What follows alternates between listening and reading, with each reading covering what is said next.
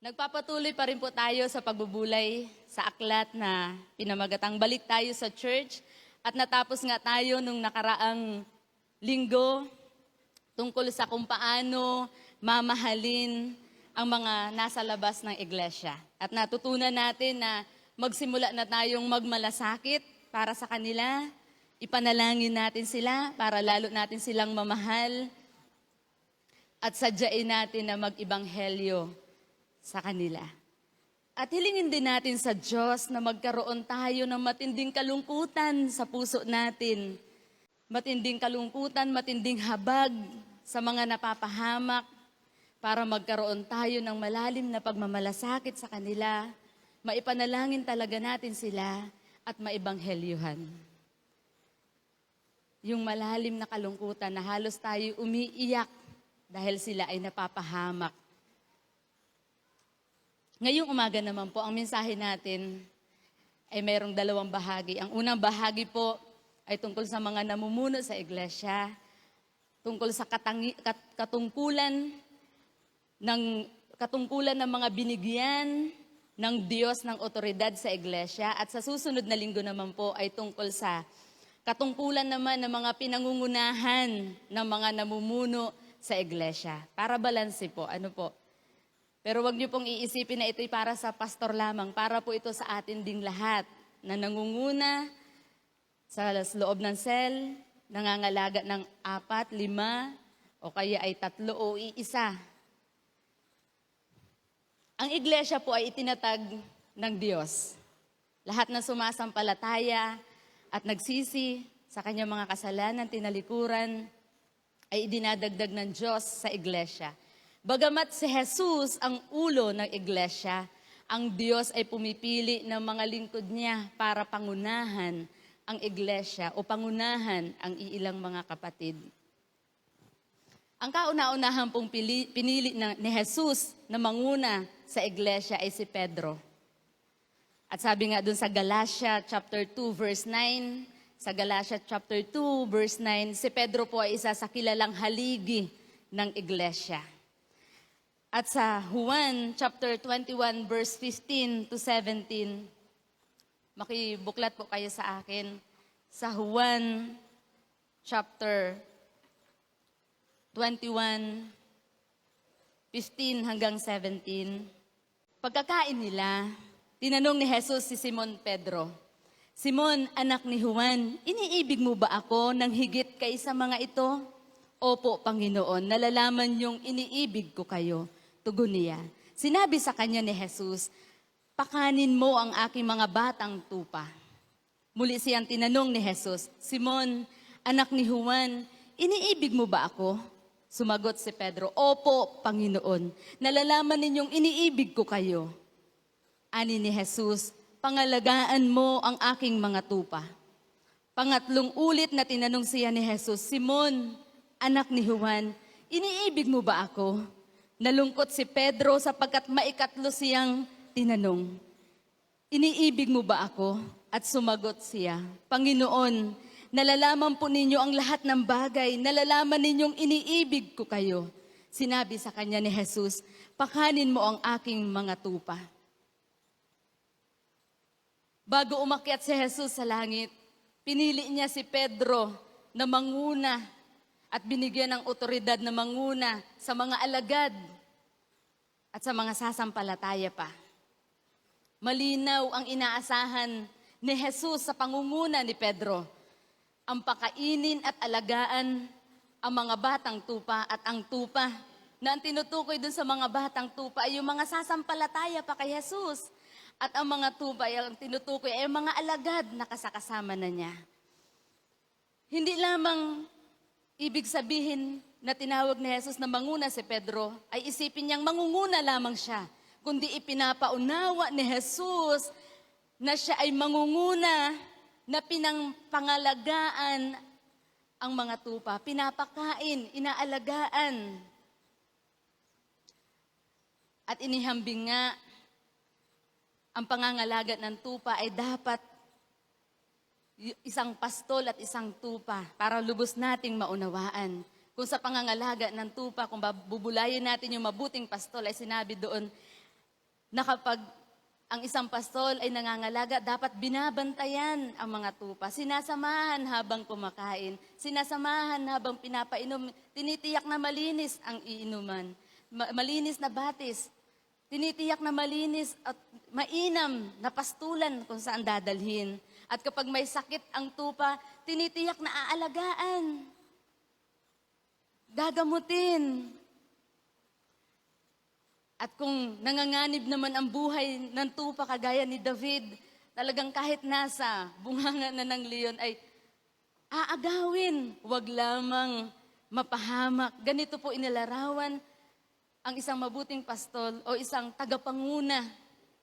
Sino po ang makakapamuno ng ganitong klaseng pamumuno? Kahit ako po ay naitama. Sino nga? Kahit ako'y mayroon din mga pagkukulang. Pero alam ni Jesus na mahal siya ni Pedro. Kaya nga 3 beses siyang tinanong, alam yun ni Jesus, nalalaman yun. At tiyak na tiyak si Jesus at tiyak na tiyak din si Pedro na mahal niya si Jesus. Ngayon, bakit 3 beses tinanong si Pedro? Marahil nais ipaunawa ni Jesus kay Pedro na kung mahal mo talaga ako, kailangan mong pangunahan at alagaan ang aking mga tupa at ang batang tupa. Ang kailangan, ang susi para magawa nga natin na mapangunahan ang mga kapatid na itatalaga sa atin ng Diyos ay ang paglalim natin ng kaugnayang may pag-ibig kay Jesus. Dapat mahal na mahal natin si Jesus. Dahil kapag palalim ng palalim ang pag-ibig natin kay Jesus, palalim din ng palalim ang ating pangangalaga, pagmamalasakit sa ating mga pinangungunahan. Marami man yan, 2 man yan, o kahit iisa. Lalalim ang ating pagmamalasakit at magagawa nga natin na sila'y pangunahan at alagaan. Hindi lang basta pangunahan, kundi pagmalasakitan ang kanilang spiritual na kalagayan. Kailangan lahat ng gagawin natin sa pangunguna o sa pangangalaga o sa pangangalagad ay udyok ng pag-ibig kay Jesus. Ginagawa natin dahil mahal natin si Jesus. Dahil kung ginagawa lamang natin ito dahil inutusan lang tayo at walang pagmamahal, titirik tayo sa kalagitnaan. Maaaring iwan natin at pabayaan na lamang natin. Kailangang araw-araw po, tinitiyak natin, mahal ko ba talaga si Jesus? At ginagawa ko ba ito dahil mahal ko si Jesus? Pinangungunahan ko ba ang mga kapatid dahil mahal ko si Jesus? Nangunguna ba ako sa cell dahil mahal ko ang mga kapatid na ito at mahal ko si Jesus? Nagdidisipulo ba ako dahil mahal ko si Jesus? Kailangan po ay ginagawa natin ito dahil mahal natin si Jesus. Para magawa nga natin na pangunahan at alagaan ang mga ipinagkatiwala ng Diyos sa atin. At doon sa mga ipagkakatiwala pa ng Diyos sa atin sa hinaharap. Ang sabi ni Jesus, pakanin mo ang aking mga batang tupa. Pangalagaan mo ang aking mga tupa. Napansin niyo po ba yung salitang aking mga tupa? Hindi talaga po sa atin, kundi kay Jesus ang mga taong o mga kapatid na ipinagkakatiwala sa atin. At kung kay Jesus, at itinuturing natin kay Jesus, tutulungan tayo ni Jesus na maging mabuting pastol, mabuting tagapanguna sa mga taong ipagkakatiwala sa atin. At hilingin din natin doon sa lahat ng mga namumuno na, nangunguna, nangangalagad, may inaakay, may gustong pinapanalangin para akayin, manalangin tayo. Natulungan tayo ni Jesus na punuin tayo ng pag-ibig para magawa natin na sila'y pangunahan at alagaan dahil mahal natin si Jesus at mahal natin sila. Kaya ang pagbubulayan po natin ngayon ay ilan lamang sa mga katungkulan na mga binigyan ng Diyos ng otoridad sa iglesia. Kaya wag po nating iisipin na ang mensaheng ito'y para sa pastor po para sa atin po itong lahat. Sa mga nangunguna sa loob ng cell, sa nangangalaga sa 2, 1, at kahit dun sa mga may puso na abutin ang iba. Ito po'y para sa ating lahat. Katungkulan ng mga binigyan ng Diyos ng otoridad sa iglesia. Una po, magpasakop. Sa Roma chapter 13 verse 1, Roma chapter 13 verse 1, ang sabi po dito, ang bawat tao ay pasakop sa mga pinuno ng pamahalaan sapagkat walang pamahalaang hindi mula sa Diyos at ang pamahalaang umiiral ay itinatag ng Diyos. Sa English version po, for there is no authority except from God. Kaya lahat ng namumuno ay niloob ng Diyos na mamuno. Ang Diyos po ang may pinakamataas na otoridad. Ang otoridad ng sino mang namumuno ay galing sa Diyos. Yan po ang tatandaan natin. Ito'y galing lamang sa Diyos. Kung gayon, ang una po dapat na nagpapasakop sa otoridad ng Diyos ay ang lahat ng tagapanguna. Iyan man ay sa tahanan, sa pamahalaan, sa hanap buhay, at maging dito sa loob ng iglesia. Katungkulan ng sino mang binigyan ng Diyos ng otoridad na magpasakop sa Diyos. Kaya ito po'y mahalagang paalala na sa lahat na tayo ay patuloy na magpasakop sa Diyos. Araw-araw tayo'y magpasakop sa Diyos. Ang sabi po sa Daniel chapter 4 verse 17, Daniel chapter 4 verse 17, ito ang hatol ng mga bantay na anghel upang malaman ng lahat na ang buong daigdig ay sakop ng kataas-taasang Diyos. Maaari niyang gawin hari ang sino mang ibig niya, kahit na ang pinakaabang tao. Ang sabi ng talata, kung sakop ng kataas-taasang Diyos ang buong daigdig, dapat palaging kinikilala ng lahat ng namumuno na sila'y nasa ilalim ng kapangyarihan ng Diyos.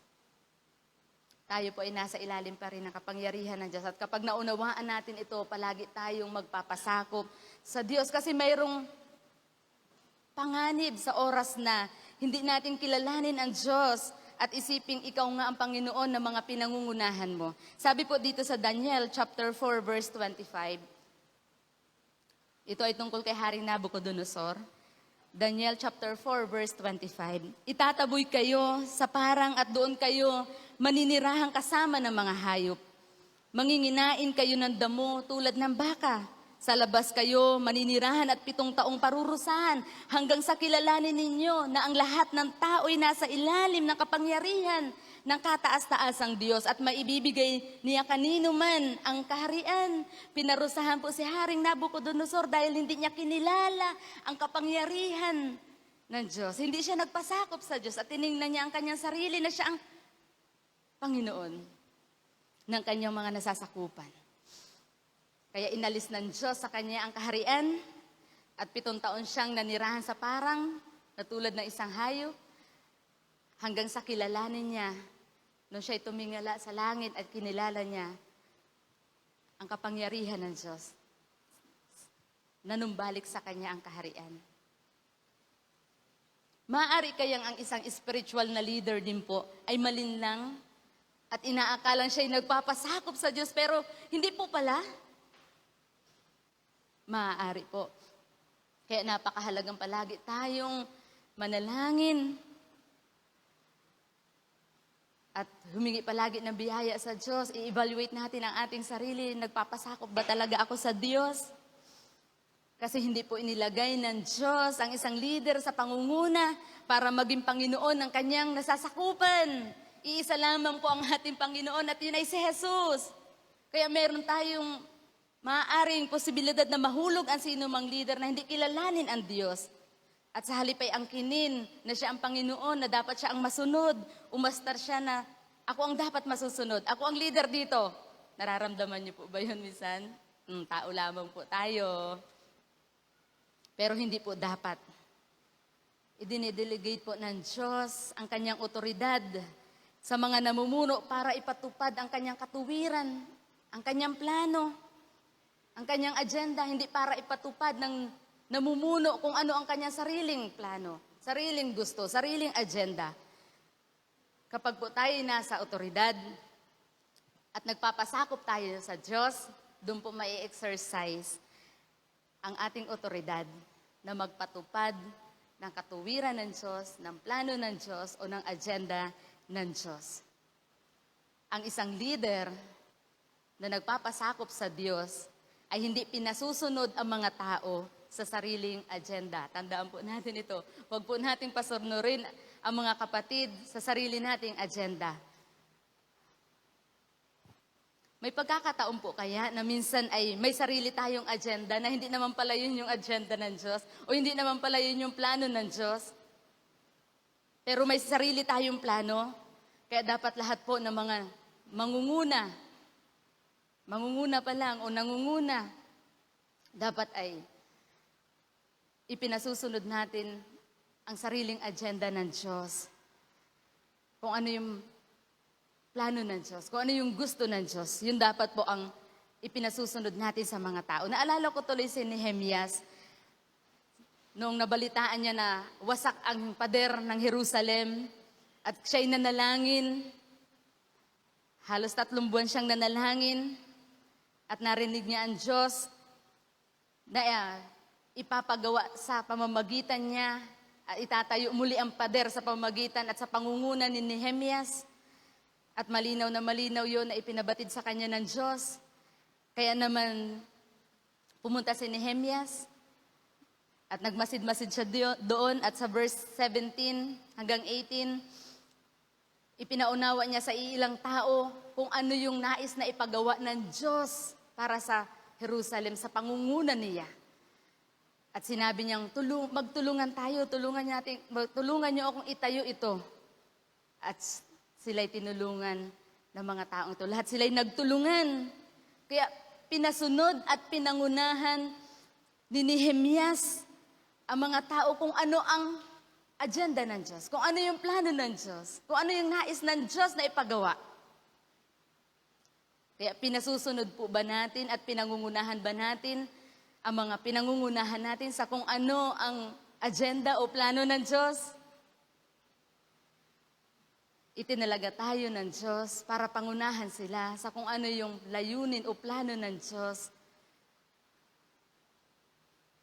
May sariling plano ang Diyos. Tapos na po yun. Kaya yung mga plano natin, isang tabi natin yun. Kaya ito po ang malaking challenge po sa lahat ng mga nangunguna. Ano yung plano ng Diyos? Ano yung agenda ng Diyos? Na kailangan mong marinig at matiyak para iyon po ang ipasusunod natin sa mga kapatid na pinangungunahan natin. Kaya mabigat po ang katungkulan ng leader na alamin kung ano ang ipinagagawa ng Diyos at siyang ipasusunod sa mga pinangungunahan. Tiyak na tayo sasamahan ng Diyos. Tiyak na tayo magtatagumpay. Sina Nehemias, nagtagumpay sila sa isang napaka-specific na panahon lamang. Nagtagumpay sila dahil sinasamahan sila ng Diyos. Dahil meron silang isang leader na nagpapasakop sa Diyos. Ginagabayan ng Diyos, pinapatnubayan ng Diyos. Kaya maaaring kayang ang mga kabiguan natin ay dahil mayroon sarili tayong agenda na ginagawa sa halip na kung ano yung ipinapagawa ng Diyos. Maaari, kapag tiyak po yun, kapag sarili nating layunin, agenda, gusto, at hindi yun ang kalooban ng Diyos, bigo. Pero kapag yun ang ipinagagawa ng Diyos, yun ang kanyang layunin, yun ang kanyang agenda, yun ay tagumpay. Tagumpay yun. Kaya dapat pinag-iisipan ng isang leader na nagpapasakop sa Diyos. Saan ko ba sila aakayin? At ano ang dapat kong gawin para sila ay madala doon? Paano kami makakarating doon? Sinamahan ng Diyos, sina Nehemias. Sasamahan din tayo ng Diyos. Mga kapatid, huwag tayong mawalan ng pag-asa. Sasamahan din tayo ng Diyos. Sabi nga doon sa Daniel chapter 4:17, sino ang pumili para manguna? Ang Diyos daw ang pumipili. Kahit yung pinakaabang tao, pwedeng piliin ng Diyos. Kaya mga kapatid, malaking pribilehiyo sa lahat ng nangunguna ngayon, sa iglesia, sa loob ng cell, sa ilang kapatid, kahit sa iisa, mapalad ka kapatid. Dahil binigyan tayo ng pribilehiyo na manguna, ng otoridad na manguna, tanggapin natin ito ng buong pagmamahal at masaya nating ginagawa. Dahil tutulungan din tayo ng Diyos para magawa yung ipinapagawa niya. Basta magpasakop lamang tayo araw-araw. Kaya ang susi po sa lahat ng nangunguna, magpasakop tayo sa Diyos araw-araw. At tiyak na mangyayari kung ano yung layunin ng Diyos, mapapangunahan po natin ang pinangungunahan natin sa kung ano yung layunin ng Diyos sa atin. Pangalawa po, nakatungkulan ng mga binigyan ng Diyos ng otoridad sa iglesia, yung managutan sa mga pinangungunahan. Hebreo chapter 13, verse 17. Hebreo 13, verse 17. Pasakop kayo sa mga nangangasiwa sa inyo. Sila'y may pananagutang magbantay sa inyo at magbibigay sulit sila sa Diyos ukol dito. Kung sila'y susundin ninyo, magagalak sila sa pagtupad ng kanilang tungkulin. Kung hindi, sila'y mahahapis at hindi ito makakabuti sa inyo. Ang sabi ng talata, sila'y may pananagutang magbantay at magbibigay sulit sa Diyos. Ang posisyon po ay may kalakip na otoridad.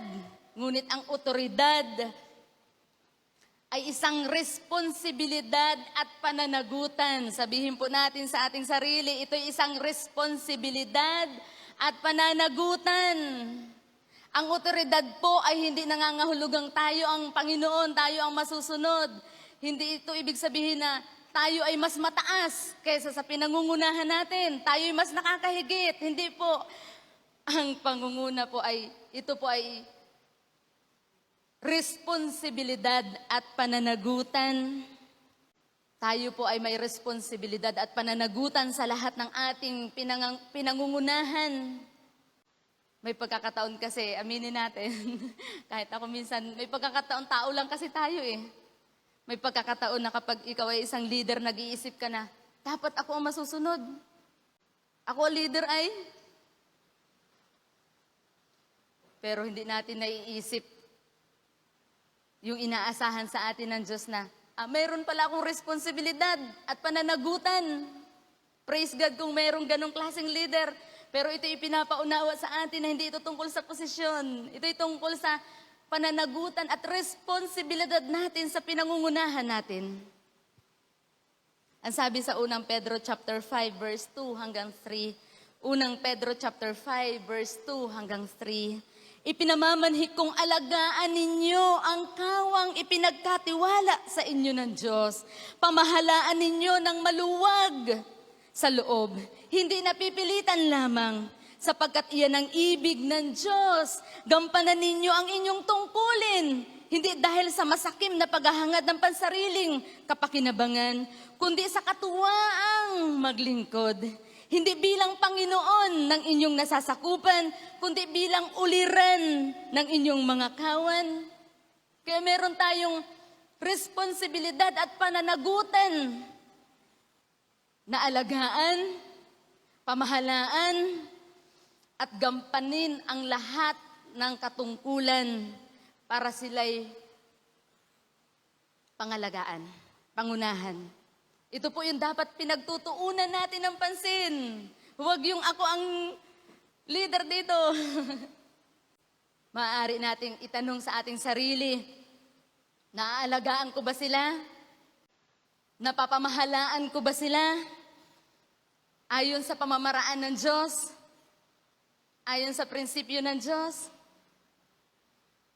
Nagagampanan ko ba ang aking mga tungkulin?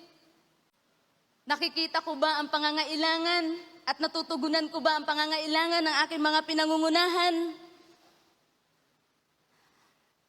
Medyo mabigat po ito. Pero kailangan nating i-evaluate po ang ating sarili. Natatanong po ba natin ang mga tanong na ito? Naaalagaan ko ba sila? Napapamahalaan ko ba sila? Nagagampanan ko ba ang lahat ng aking tungkulin para sila'y mapangunahan? Ang isang tagapanguna po, kailangan palagi po pala nating ina-evaluate yung ating sarili. Sa maghapon, evaluate natin. Kasi pag hindi po tayo nagkaroon ng evaluation, tuloy-tuloy lang ang buhay natin, napapabayaan na pala natin. Hindi na pala natin napapangalagaan. May napapahamak na pala. May nawawala na pala. Isang taon na palang wala si ano. Meron na palang pagkukulang. Nangangailangan na pala, hindi natin natutugunan. Kaya simula po ngayon ay akuin po natin na ang pangunguna po ay isang responsibilidad at pananagutan natin para sa kanila. At maliwanag na ipinaalala ni Pedro na dapat ang mga nangunguna daw po ay hindi dahil sa masakim na paghahangad ng pansariling kapakinabangan at hindi bilang Panginoon ng inyong nasasakupan.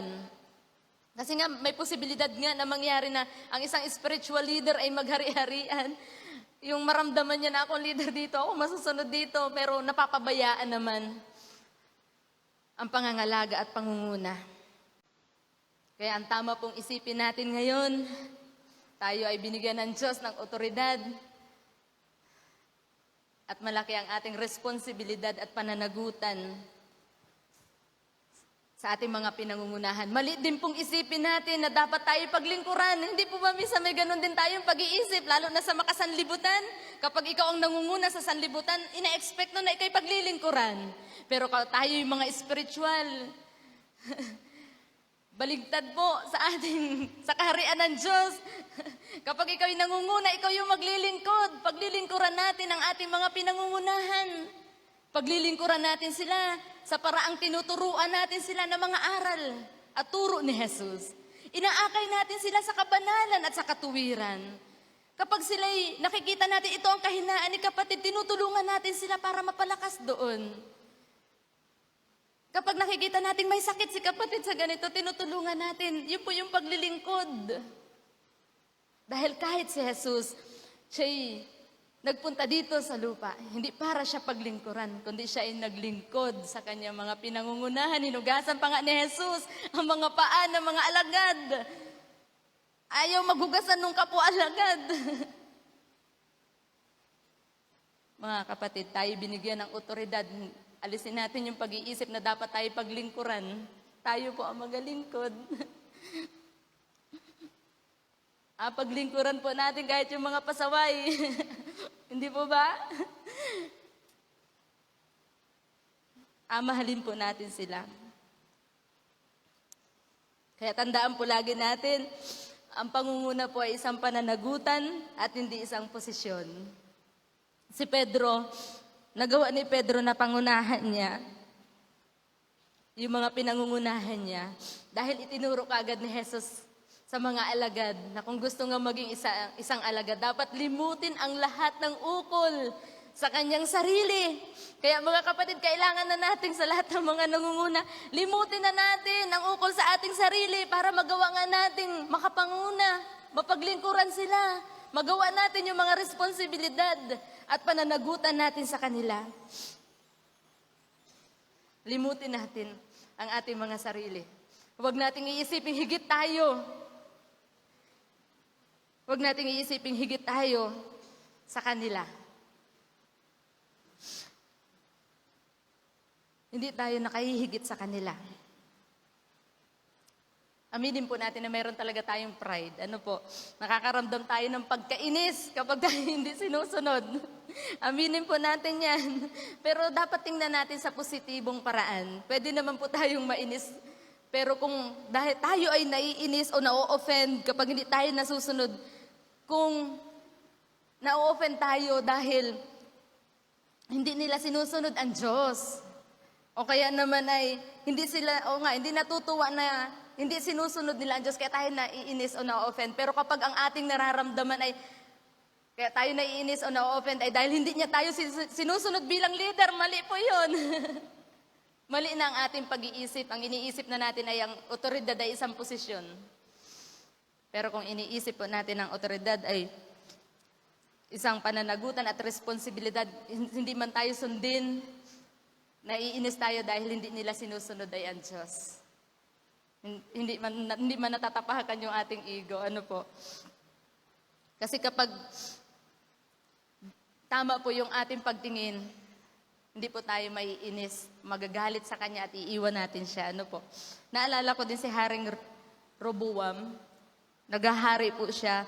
Tapos, sa unang hari, chapter 12, kung saan nakiusap yung mga kanyang pinangungunahan na pagaanin at bawasan yung paghihirap na ginawa ng kanyang ama at sumangguni si Rehoboam sa matatanda at sa mga kabataan at ang huling pasya niya ay sinabi niya doon sa mga pinangungunahan niya, ay mas lalo kong pabibigatin. Ano sabi, kung latigo ang gamit sa akin, tinik na bakal. Anong tinding leader noon? Ayaw ng Diyos ng ganon. Kaya ano pong nangyari? Iniwan siya ng kanyang pinangungunahan. Ang ano po dito ay kapag po tama ang pagtingin natin sa otoridad, nagiging mahabagin tayo. O hindi po ba? Kung tama ang pagtingin ni Rehoboam doon sa kanyang otoridad, ay ang susundin niya yung payo ng mga matatanda na bababaan ang pahirap. Dahil siya'y mahahabag. Kaya tingnan po natin ang tama ang pagtingin sa otoridad para lagi tayo maging mahabagin sa ating mga pinangungunahan. Kahit napakatigas ng ulo niyan, kahit na yan ay pasaway, kahit na yan ay nagdudulot ng problema, pagtsatsagaan natin, mamahalin natin, aalagaan pa rin natin dahil sa habag. Dahil din dun sa katotohanan na siya ay pananagutan natin at responsibilidad natin. Dahil kapag hindi natin inako yung pananagutan at responsibilidad, aiwan natin, bahala ka dyan. Aiwanan na kita, ang tigas ng ulo mo. Hindi po. Kailangan natin itama lang yung ating pagtingin para tayo mahabag sa ating mga pinangungunahan. At isipin din natin ito. Sabi dun sa Romans chapter 12 verse 3 to 4. English ko po babasahin para maano po yung ano. Sa Romans chapter 12 verse 3 to 4. For by the grace given to me, I say to everyone among you, not to think of himself more highly than he ought to think, but to think with sober judgment, each according to the measure of faith that God has assigned. For as in one body, we have many members, and the members do not all have the same functions. Ano po ang dapat nating isipin? Huwag natin daw iisipin na mas nakahihigit tayo dahil tayo nangunguna. Huwag natin iisipin tayo nakahihigit. Ang isipin natin ay lahat tayo ay member. Sabi man din, in one body, we have many members. Lahat, kahit ikaw leader, kahit ikaw ay nangunguna, pare-parehas lang po tayong mga member kasi ang ulo ng iglesia ay si Jesus. Kaya hindi dapat natin isipin na kahit ako'y leader, ay ako'y nakakahigit sa iyo, ako'y leader. Hindi po, maling isipin yun. Pare-parehas lamang po tayo. Ang pinagkaiba nga lang po ay anong daming gawain. O lalo na po halimbawa ng pastor, mas marami lang ang member din siya, pero mas marami ang kanyang gawain at mabigat ang kanyang gawain. Lahat ng nangunguna. Pare-parehong member pero yung mga nangunguna ay mayroong mabigat na gawain at tungkulin kesa dun sa mga pinangungunahan.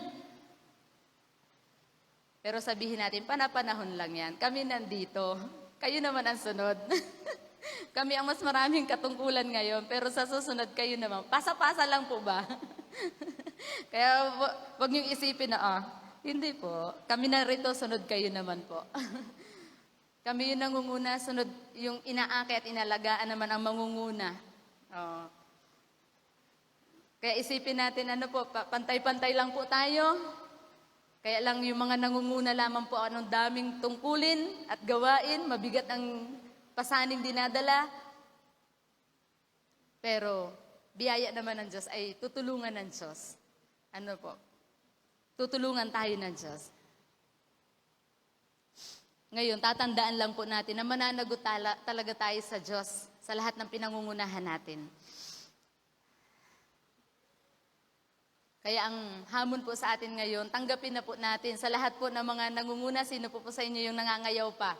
Parang hindi matanggap na siya ang leader. Mga kapatid, tanggapin na po natin ang katotohanan. Yakapin na po natin, isabuhay na natin na akuin na natin yung pananagutan at responsibilidad. Kahit na ikaw bagay tinalaga lamang dahil wala, wag mo nang maramdaman, ayoko naman talaga, ayoko, wag na mga kapatid. tanggapin natin, akuin natin, dahil tutulungan naman tayo at sasamahan ng Diyos sa pangunguna. At kapag tayo tinulungan at sinamahan ng Diyos, kahit na napakabibigat ng ating mga pasanin, gawain, gagaan, dahil katulong natin ang Diyos. Hindi tayo mag-iisa. Dahil ang pangako ng Diyos, sasamahan tayo. Sasamahan tayo. Pangatlo po, maging mabuting huwaran. Ano nga po yung una? Nakatungkulan ng mga binigyan ng Diyos ng otoridad sa iglesia, magpasakop sa Diyos, managutan sa mga pinangungunahan, at ngayon naman po ay maging mabuting huwaran. Unang Timoteo, chapter 4, verse 12. Huwag mong bigyan daan na hamakin ka ni numan dahil sa iyong kabataan. Sa halip, pagsikapan mong maging huwaran ng mga sumasampalataya sa pananalita, ugali, pag-ibig, pananampalataya, at kabanalan. Ang kinakausap po dito ni Pablo ay si Timoteo dahil si Timoteo ay isang batang pastor. Pero ako'y naniniwalang ito'y para sa lahat. Kaya ito'y para sa ating lahat. Ito'y pananawagan para sa lahat ng binigyan ng otoridad ng Diyos na mabuhay na isang mabuting huwaran. Nasabihin ni Pablo, huwag mong bigyang daan na hamakin kanino man dahil sa iyong kabataan. Hindi po ibig sabihin ay papayag siya na bastos-bastosin. Hindi naman po yun ang ibig sabihin nun. Kundi ibig sabihin ay mamuhay si Timoteo ng mayroong isang pamumuhay na isang mabuting halimbawa kahit na siya ay napakabata. At inutusan nga siya ni Pablo na maging mabuting huwaran para ma-earn niya po yung respeto. Hindi po ba kapag tayo namumuhay ng maayos, ang tao, ibinibigay ng tao yung respeto. Pero pag tayo namumuhay ng walwal, ewan ko kung respetuhin ka, kahit ikaw leader. Kasi ang paggalang at pagrespeto po ay kusang ibinibigay ng mga pinangungunahan natin kung tayo ay mamumuhay na isang mabuting huwaran sa kanila. Maaaring maranasan natin na tayo hamakin ng mga tao kung hindi tayo mamumuhay ng isang mabuting halimbawa. Talagang mararanasan po ng mga leader yan kung sino man. Kapag hindi tayo namuhay ng isang mabuting halimbawa. Ang paalala po sa binasa natin ay maging mabuting huwaran sa pananalita. Guhitan nga din po natin ito sa ating Biblia. Maging huwaran daw po tayo. Pagsikapan natin maging huwaran sa pananalita, ugali, pag-ibig, pananampalataya, at kabanalan. Inisa-isa nang ibig sabihin sa lahat ng area ng ating buhay, tayo maging mabuting huwaran mula panglabas hanggang panloob. Tayo maging mabuting huwaran. Ang sabi, huwaran ka ba sa pananalita? O sa lahat ng mga huwaran ba tayo sa pananalita? Sabi nga sa Colossians chapter 4 verse 6, Colossians chapter 4 verse 6, let your speech always be gracious, seasoned with salt. Oh. Dapat ganito tayo sa ating pananalita. Gracious. Hindi mapanakit. Ang pag-uugali ba natin ay kahanga-hanga? Kapuri-puri? Totoo bang nagmamahal tayo? Sa pananalig natin, kapag nakikita ng pinangungunahan natin na meron tayong matinding pagsubok, nakikita ba ng pinangungunahan natin yung pananalig natin? Na pagkatapos maranasan yung pagsubok na yun, ay nai-inspire ang mga pinangungunahan dahil ang nakikita nila ang pananalig ng leader. Nabubuhay ba tayo sa kabanalan? May nakakakita man o wala? Ito po ay kailangan nating i-check. Maging huwaran po tayo. Ulitin ko po, maging huwaran daw po tayo sa pananalita, sa ugali, pag-ibig, pananampalataya, at higit sa lahat ay kabanalan. Kung mayroon mang sablay sa atin, ang mahalaga po ay meron tayong kahandaan, willing tayo na Panginoon, tulungan mo naman po ako. Gusto kong maging mabuting halimbawa. Maganda po yun. Kailangan evaluate natin ang ating sarili. Alin dito ang kailangan ko pang palaguin? Sa pananalita ba? Sa pag-uugali ba? Sa kabanalan ba? Dito ba ako mahina? Sa pamamagitan po kasi ng pagiging mabuting huwaran, inaalisin po natin ang mga tao ng lisensya na tayo'y hamakin. Kapag hindi tayo nabubuhay na mabuting huwaran at nakita nila ang kapula-pula sa atin at totoo naman tayo'y hahamak-hamakin ng mga tao. Binibigyan natin sila ng lisensya na tayo hamak-hamakin, dusta-dustain, pagtawanan, pagtsismisan. Dahil hindi tayo namuhay ng mabuting huwaran. Ngunit kung hindi naman tayo magiging mabuting huwaran, binibigyan natin ng pagkakataon na hamakin tayo ng mga tao at ang tatatak sa isip ng mga tao'y yung ginawa nating hindi mabuti. Hindi po ba lahat ng mga tao matatandaan yung masama natin ginawa? Yung mga pagkakamali natin ginawa, yun ang tatandaan ng mga tao na kahit na bumawi ka na, nagsisi ka na, tinalikuran mo na, bumalik ka na sa Diyos, nagsisimula ka na naman, may question, totoo kaya ito? O kaya yung ibang tao ay hamak-hamakin pa rin. Kaya nga dapat palagi nating ingatan ang ating patotoo. Dahil nadadamay. Kapag tayo hindi namuhay ng isang mabuting halimbawa. Kung mamuhay tayo ng isang mabuting huwaran, wala silang maipipinta sa atin. Mananahimik sila. Kahit na ang isang batang leader, kung namumuhay siya bilang isang mabuting halimbawa, hindi siya magiging kadusta-dusta sa harapan ng mga tao. Sa halip, ang mga tao pa nga'y mamamangha at magpupuri. Anong galing naman? Anong husay naman ang kapatid na ito? Kahanga-hanga naman ang kapatid na ito sa kabanalan.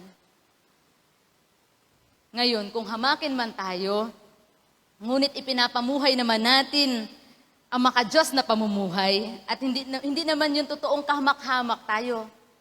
O di ba? Kahit tayo namumuhay naman sa kabanalan o namumuhay tayo sa mabuting halimbawa pero hinahamak tayo, kapatid, wag mong isipin dahil totoong hindi ka kahamak-hamak dahil alam mo sa sarili mo na namumuhay ka na isang mabuting huwaran. Ngunit kung tayo'y hinahamak dahil tayo hindi namuhay sa kalooban ng Diyos, nagkasala tayo, dapat tayong magsisi, magbago ng pamumuhay, talikuran na natin, pagsisihan ang ginawa natin. Magpakumbaba tayo sa harapan ng Diyos at manumbalik muli. Ang mabuti po sa Panginoon, kahit na tayo mga leader at tayo mahulog sa pagkakasala, praise God, dahil pwede ulit tayong magsimulang muli. Sa Panginoon, pwedeng tayong magsimula uli. Hindi man tayo garahin na. Ay, nagkasala ka. Ay, nangalunya ka, dyan ka na. Hindi ka na pwede. Pwede tayong magsimula muli sa Diyos, sa tulong at biyaya ng Diyos. Na kung sa takbuhin ay, kung ikaw ay nadapa dahil sa mga kasalanan, hindi ba't mas mabuting bumangon ka, tumayo ka, kahit na naunahan ka na ng iba, pero lakad ka lang, ang mahalagay tapusin natin ang ipinapagawa ng Diyos sa atin. Kaya mga kapatid, in-encourage ko po kayo,